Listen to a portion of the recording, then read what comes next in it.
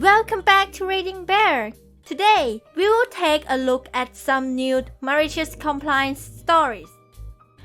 And if you enjoyed my content, please don't forget to subscribe to my channel and post some bear emojis in the comments. Let's go! The first one is titled, 15 items or less only? If you say so. I'm off work today and so my wife and I decide to do some early morning grocery shopping. There's literally 3 to 4 people in the store and 2 people on registers. We get done grabbing our items so we head for the cashier. The express lane is closest and since no one else is here, so I asked the clerk if we could just check through there instead of walking slightly further to the other register and she said it was fine. I mean, they weren't busy and no one was waiting. I had about 25 items in my cart though. So as she was ringing us up, this 40-some woman shrieked, "This is an express lane. You can't be here, you have more than 15 items. Are you blind or just unable to read simple English? Do you even understand me?"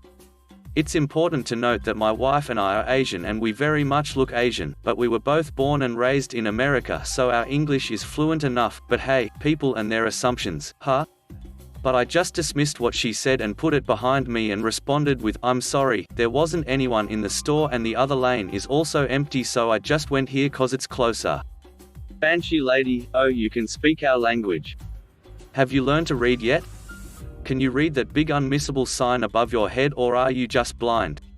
Maybe if you stopped squinting, you can see better. This is where the cashier steps in and said it's okay, but I interjected.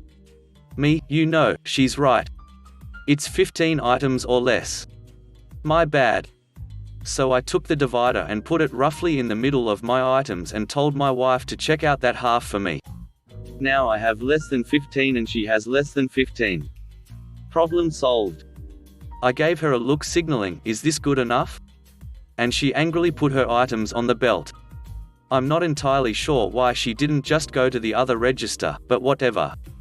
Since she's in my line, I also decided to chat to the cashier by asking about any promotions and card offers and the like to kill some more time as the Banshee lady grunts in anger behind me, either too stupid or too stubborn to just go to the other register. The next one is titled, Hated Manager Finally Gets Something Back.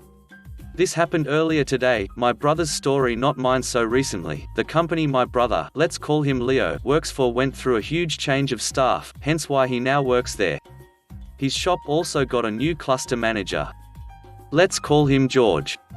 George set a load of new rules when he arrived, including, but not limited to, having one person always on the shop floor at all times no matter what, even for 30 seconds. Since it's a small shop, there's usually only one person working at any one time anyway, so this rule basically blocks off the stockroom all day. Today, George visited my brother's shop. Leo was the only one working. On George's drive over, he called in advance, "Gee, hey Leo, I'm coming down today to pick up some stock for another shop. I'll be there in an hour or so, but can you bring up the boxes of stock I need from downstairs?" Here's where the malicious compliance comes in. I'm the only one working today, sorry. "Gee, so? Bring me the boxes." I can't leave the shop floor. Your rules. And so, the manager everyone hates finally got something in return. Not much, but enough for now. Hope you all enjoyed. The next one is titled, You Want Copies? You get copies. I like computers. I learned Java, and how to set up computers, but I'm largely self-taught, with no professional computing qualifications, and while I don't work with them professionally, I like to muck about with computers in my spare time. Many years ago I worked for a small business that employed around 40 or 50 people. One day one of the managers reported that her computer had locked up completely, and stopped working. The boss gets a technician to take a look, who tells him the problem is beyond his ability to solve. He calls an expert, about comes in, checks it over and says it'll make a good doorstop, but nothing else. The boss isn't happy because nothing on this computer has been backed up, and there are some really useful, vital files on it. I hear all about it, and suggest that maybe I could have a look. The boss tells me the expert declared it dead, so knock yourself out, and expects nothing will come of it. I took it home. pulled out the hard drive, slaved it to my computer, ran some recovery software, and, hey presto, started pulling out files. Yay me!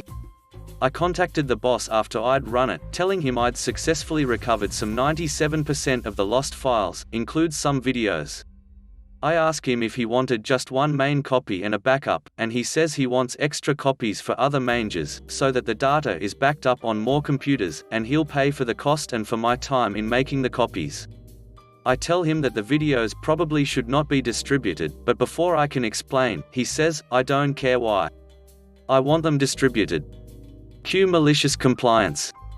Okay. You're the boss. Multiple copies are made. Multiple copies are distributed. I handed him his copy in person.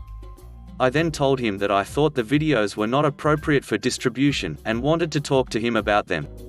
Okay, he said, what's the problem?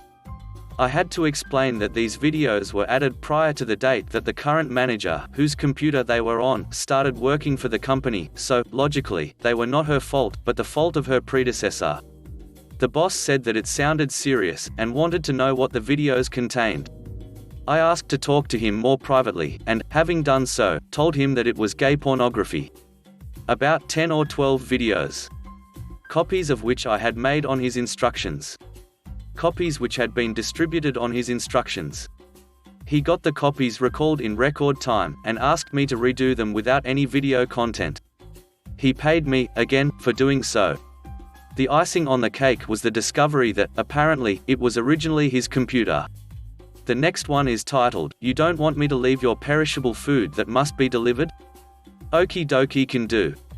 I work as a multi-drop delivery driver for a small company. The company I work for mostly deal with business-to-business deliveries with a few private deliveries here and there. Some of the parcels we deliver are food-based, be it a birthday cake or a huge expensive steak. This particular one I've delivered to before. It's a nice pub in a quiet village town, only problem being it doesn't open until 12 p.m. and there's never anyone around, but they do have a hidden delivery door that all deliveries go through it, and it leads to the kitchen. This door is always open. Now with perishable items, they tend to be leave-safe items because we can't take them back to redeliver at a later date as it's food. So what I tend to do if I'm there before the pub opens is place the items in the kitchen, take a picture with my scanner showing exactly where the items are, and then leave a card in their post box saying where they are and the time I delivered. I've done this 5/6 times, never a problem until now. The owner of this pub rings my depot and berates my bosses as to why I've just dumped these items. He specifies they must be signed for by him personally. I get a mild telling off, but it's not going to cost me my job. Friday rolls round, oh look, a delivery for said pub, and it's got me getting there bright and early around 8:30 a.m. It's not going to be open, I know it's not, but I can't leave it, so I pop a card through the post box saying I will re-attempt when I can get back to that area. Now, as any delivery drivers will know, multi-drop can be seriously long days after delivering and collecting. After multiple phone calls from him asking where I am, my depot ring me up and ask what the problem is. I explain to them that I was told he needs to sign for them personally and I cannot leave the items where I usually would. They just giggle and hang up on me. I delivered them items at around 5:30 p.m. as that was the only time I had spare for a re-attempt. Safe to say I think he will be asking for a leave safe from now on. The next one is titled, Shut Up and Let You Sell? Well, okay then. I work in a high-tech industry providing network security products to the Fortune 100. Think of Apple, Facebook, Salesforce, etc. My job is as a sales engineer, which is to work with the direct sales rep and make sure that the solution presented is correct, solves the problem, and fits the customer's business needs. The job of the sales rep is to manage the relationship and to guide the sale through the qualification to purchase process. It's not their job to be the engineer on the account, that's my job. The two of us go into the account together and work face to face with the customer teams. Often this begins at the C-level, like Chief Technology Officer, and then works its way down to the department teams, security team, network team, IT team, procurement, legal, etc. I have been doing this job for a long time and I'm good at it. I get glowing reviews from my customers because I work really hard to make sure I understand their issues and to make sure that the technology fits their need. At a prior company, who shall remain nameless, I worked with a handful of really recognizable accounts that I won't name here. I had been at the company for over 4 years, and I was very successful at it. A new sales rep was brought in with the expectation that he would begin with smaller accounts in order to learn the products and get his feet wet with relatively low-risk customers. In the matter of a few months, he went through 2 of my peers who didn't want to work with him anymore. He was making sales, but they weren't happy with him and requested to be moved to a different rep. Normally I would not work on smaller accounts, since I was a senior person in my role, but my boss asked me to work with the guy and see if I couldn't find the problem. Normally the way a sales call worked is that the rep, we'll call him Mr. Arrogant, would open the meeting, introduce people, propose an agenda for the meeting, provide marketing material if appropriate, and then introduce me so that I could ask the customer about their needs and goals, and then I'd begin to work with them through a technical presentation. That was the way it was supposed to work for all the reps. The really experienced guys could do most of a technical presentation, but any time the client got down to the nitty-gritty details, they would always turn it over to the engineer. It's the entire reason that we went on the sales calls, to keep the rep out of trouble. It was never the job of the salesperson to do the technical portion of the sale. Never. So, Mr. Arrogant and I go off to our first sales call together. As we ride over in his car, we talk about the customer, the kind of business they're in, and possibly what products they might need. This is all pure speculation. We don't know the customer's problem yet, let alone their network or environment. I volunteer that I've worked with this customer in the past, and I am comfortable with their environment, but it might have changed. As we're riding in the car, he says to me, "Okay DevMail, I know all I need now. When we go in, let me do all the talking." He's been with the company for a month or 2. I tell him gently that this is a bad idea, and he should do his job and I'll do mine. He's having absolutely none of that. Mr. Arrogant tells me in completely clear terms that this account is his account, not mine, and he will not let me in the room unless I let him sell. He knows more than I do, and I should sit back and learn from him. I try gently, several times, to get him to let me do my job. Absolutely not. So, I text my manager while we're sitting in the customer lobby with the description of the situation. My manager texts back something to the effect of, "Mr. Arrogant believes he can do your job, let him try." So, cut to the meeting. Mr. Customer has the head of security, the head of network, and the head of IT all in the conference room. Mr. Arrogant begins his marketing pitch. He doesn't ask any questions. He pivots over into his product pitch, telling them that they need really expensive product 1 and really expensive product 2. Oh, and they need a 3-year support plan, and a bunch of custom coding to make it all work. The room is completely silent when he finishes.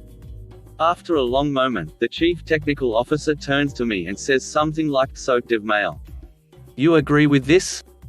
Mr. Arrogant leaps in and says, "Of course he does." I stare at the CTO silently. The CTO says, "I'd like to hear what DevMail has to say. If you like, Mr. Arrogant, you can wait outside." Mr. Arrogant shuts up. I say, "Actually, Mr. CTO, I have no idea if your environment has changed, what your technology looks like now, or anything. But I guarantee you that you absolutely do not need product 1 and 2. You might need product 3 or 4, but I need to learn a lot more about your current situation." Mr. CTO turns to Mr. Arrogant. "Yeah, why don't you wait in the lobby? I don't think you're the right person to handle our account. I'll reach out to your management team this afternoon and see if someone else might be available." Mr. Arrogant sputters and then leaves in a huff. Needless to say, I needed a lift back to the office when the meeting ended. But no one ever had to work with Mr. Arrogant ever again as far as I know. His desk was empty the very next week. The next one is titled, "Don't Touch Your Stuff? If You Insist." Not my story, but pertains to a man who was let go by the company shortly after I was hired. I had asked what happened to him, and was told this tale. I work in a huge refrigerated food-safe production and warehouse facility. We process and manufacture all sorts of food products and related ingredients, and the company is, rightly so, super paranoid about any sort of foreign material winding up in the food. We're talking plastic coveralls and whatnot for everyone coming into contact with it, very strict handling rules, etc. One wrong move that could even, potentially, introduce anything foreign to the line was grounds for instant termination. Enter our star, a man I'll call Ned. Ned was in the Quality Analysis and Assurance (QAA) department, inspecting the products and keeping track of his findings on reports he had to fill out every 30 minutes or so. For this task, the company entrusted him with a clipboard and a pen, though to be safe, it's a special pen with a metal stripe that would be spotted by one of the plant's many metal detectors along the line were it to ever somehow fall in. While it didn't take much imagination to conjure up what would happen to whatever fool dropped their company-issued name-engraved pen into the product, this didn't dissuade Ned from setting his clipboard, paperwork, and pen in all sorts of wild and precarious places, including on machinery and on support structures overhanging the line. My friend, and the man who conveyed this story to me, said that Ned would go berserk anytime anyone would move his stuff, and a place Ned seemed to favor was atop a control box of a machine my friend operated at the time. This machine overhung the line somewhat, and bordered a busy walkway that both employees and logistics moved supplies down all day.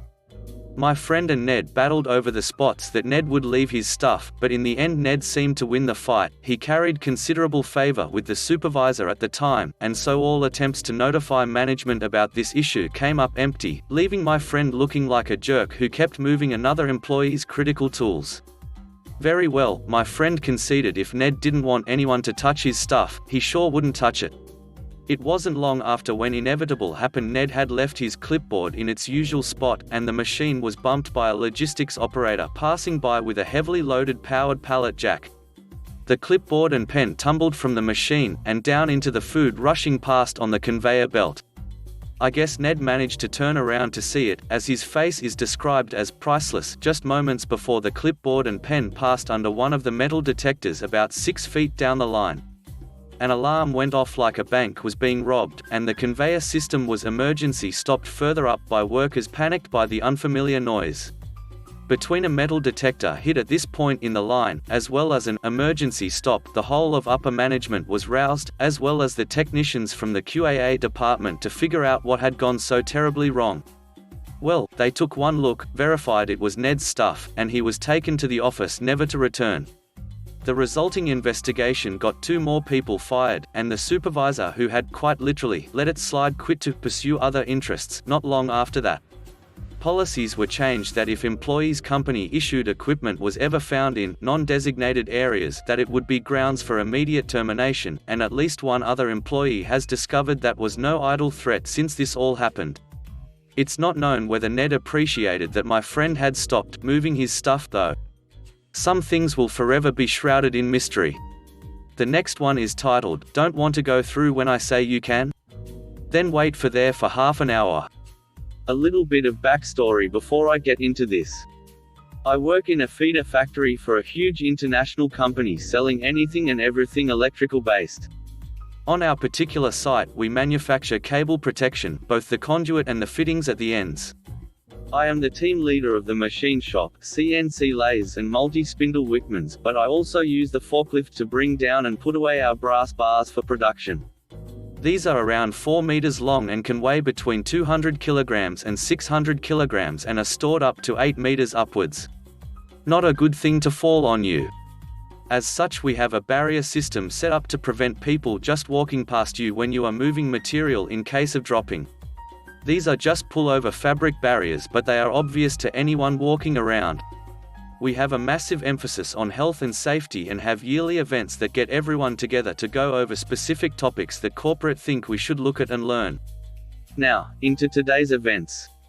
This week we have been covering site rules surrounding forklift traffic as well as falling objects on rack, etc. One of the customer support girls had come out of the training and stood at the barrier I had put up while I was working on the forklift. As always, I waited until I had cleared my forks and no threat was present, then I honked the horn and gave her the thumbs up to go under the barrier. She did not move. I called out and said she could go through, but she shouted back saying that she was not allowed to go through until I had finished what I was doing and opened the barriers. Now I know this is wrong because I was the one who set up the system and I had told everyone that I will wave people through as and when. This woman would have none of it. So, of course, I had to carry on with my job. However, today I had the job of reorganizing our racks to an easier layout, and this had already taken me 2 hours of work. Half an hour later and she was still standing there as she had no other route to where she worked and refused to go through. At this point I decided it was time for a break, so I got off the truck and opened the barriers. I had never seen anyone rush off so fast back to their jobs. Later on I had heard she got a good telling off from her supervisor about being missing for half an hour and was told she had to revisit the rules I set out. The next one is titled, Answering the Phone at All Times. This one happened in my old job. I worked in a contact center for a major company, handling both email, live chat and phone queries for support or advice on products. Our supervisor at the time was a bit of a stickler for rules, and with it, few people actually liked them. One of these rules was that there shouldn't be more than a certain amount of calls waiting in the queue. There was a big LED board in the main room which displayed this information as well as some other stuff like average call length, transfer rate. We were low-level support, so we often had to transfer to other more specialist or higher-level support and others. Now some desks had mobile phone headsets. These were basically mobile phones connected to the main system, which also had a tablet-type thing with them. You could access most of the main systems on the tablets and take calls in the same way as the wired-in desks. These were mostly used by staff in the offices who were dealing with physical paper records, invoices, letters and the like. Now one day the manager was coming down hard on call times as it was only just within tolerance. I think this was 8 minutes. So he decided to test people by calling and timing them for call pickup times. People got written up for being slow. Skip forward and a guy the first knew well wasn't feeling great. He'd been feeling unwell all day, but he was one of only 2 people in his department, business debt recovery, on site that day, so he decided to soldier on. Now at some point, he'd had to go to the toilet, and he knew what this manager was like for people not answering calls and about the test calls. So he took his headset with him, and the tablet. A call comes through. He recognized the number on the tablet screen as being the manager's mobile, and so answered it. It was at this point he released a barrage of brown stuff which likely sounded like artillery fire, all the while taking the manager's call. The manager heard every little single thing. He got dragged into the director's office about this, and honestly said that the manager had told them that they must answer any call as quickly as possible. So he did, and there was nothing he'd been told which said this did not include the toilet. The supervisor stepped down a week later. The last one is titled, I Can Only Wear Black. Okay. This was 2018, I had been accepted to uni to study fashion makeup. Uni meant no uniforms.